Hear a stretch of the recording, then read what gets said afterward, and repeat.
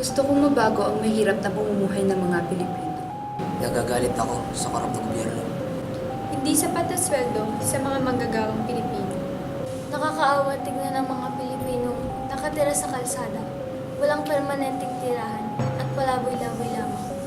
Gusto kong mabawasan ang mga krimeng nangyayari dito sa Pilipinas, tulad ng pagnanakaw at pagpatay. Mga di tapat na polis.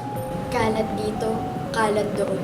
Basura dito, basura doon. Ang dumi ng Pilipinas. Ang matinding polusyon na nakakasira sa ating kalikasan. Ang iligal na pagputol ng mga puno. Ang tamad na pag-ugali ng mga Pilipino. Nalulungkot ako sa watak-watak ng pamilyang Pilipino dahil sa kahirapan. Mga kabataang hindi nakakapag-aral. Ang nakakatakot na paglaganap ng droga sa ating bansa. Ang pananakit at pang-aalipusta sa mga OFW. Hindi pa tapos-tapos na gera sa Mindanao. Gusto ko sana masolusyonan ang matinding traffic sa Pilipinas. Ang di paggalang sa kababaihan, tanda at may kapansanan. Hindi maayos na pasilidad sa mga paaralan. Ang di maayos na pampublikong serbisyo katulad ng sa ospital.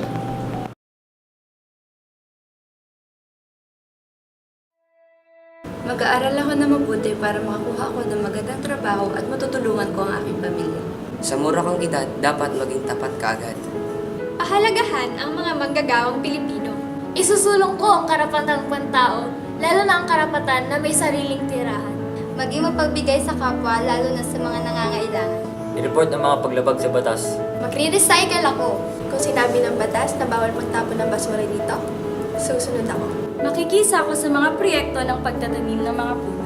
Maging mas responsableng mamamayan. Mahalin at unahin ang pamilya. Hikayatin natin sila mag-aral para sa magandang kinabukasan. Say no to drugs. Bigyan ng pagpapahalaga ang mga magulang na OFW. Muslim ka man o Kristiyano, magmahalan tayo. Susunod ako sa batas traffic.